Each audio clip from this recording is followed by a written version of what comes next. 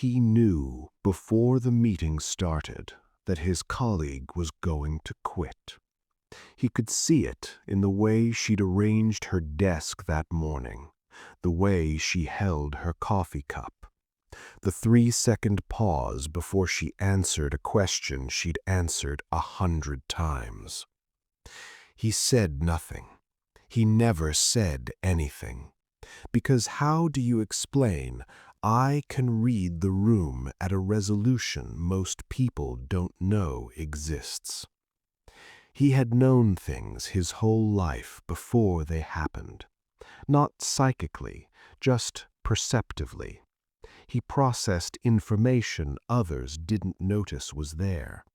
And it had been useful, genuinely. It had also been, for most of his life, exhausting in a way he had no language for. There is a specific kind of person who is too aware. Not anxious necessarily, not paranoid, just running at a higher resolution than the situation requires. They notice the micro-expression behind the smile. They hear the real question inside the stated question. They feel the shift in a room before anyone has moved. They are rarely surprised. They are rarely fully present. Because being fully present requires not processing, and the processing never fully stops. Psychologists describe this as heightened sensory processing, sometimes connected to HSP, sometimes to hypervigilance, sometimes simply to a nervous system that was calibrated to high alert and never fully recalibrated. The research suggests it often starts early, a childhood environment where reading the room was not optional, where the ability to detect a shift in a parent's mood before it became weather was the difference between okay and not okay. The child doesn't choose to develop this capacity. It develops the way all survival skills develop, because the environment required it. And then the environment changes. The childhood ends.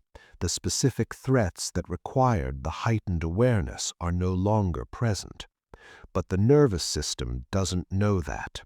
It keeps running the program, at the same resolution, in a world that doesn't require it. Here is what this costs. The too aware person is rarely simply in a moment. They are in the moment and also observe the moment. They watch a film and also track the directing choices and the actor's relationship to the material. They fall in love and also process the falling.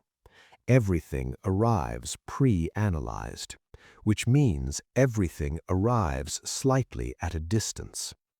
The very awareness that connects them to the world keeps them from fully landing in it. They are the most present-seeming absent people you will ever meet. There is something else. The too aware person is often the person others turn to because they understand. They understand with a depth that can feel like being truly seen.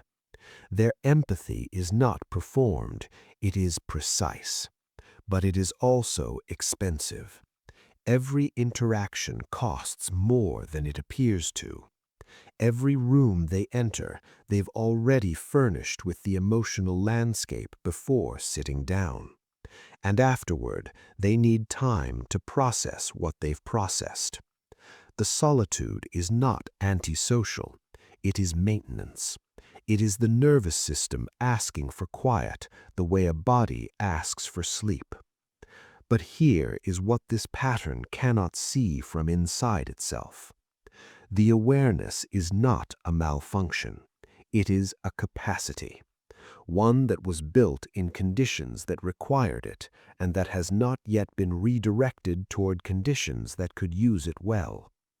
The same awareness that scans a room for threat can scan a room for beauty. The same processing that tracks what's wrong can track what's extraordinary. The too aware person does not need to become less aware.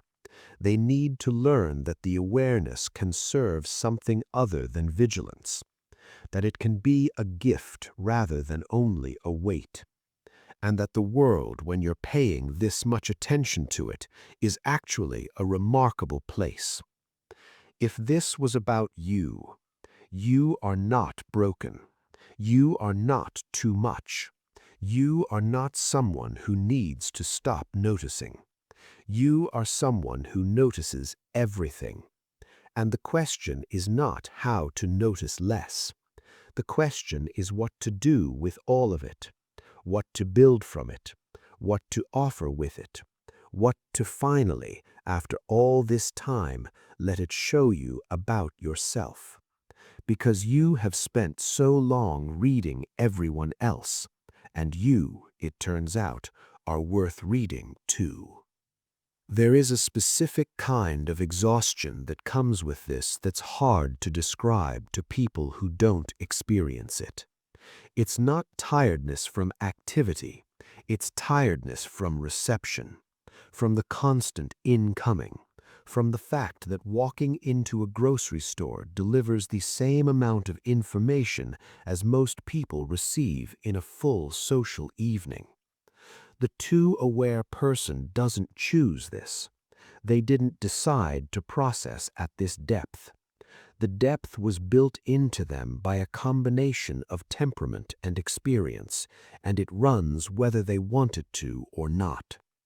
What they can choose, slowly, imperfectly, over time, is what they do with the processing.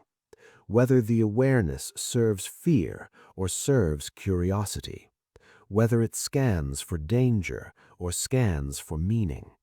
Whether it is something that isolates them or something that, carefully directed, connects them to the world in a way most people never get to experience. The awareness is not the problem. It never was. It was always the solution, looking for the right question.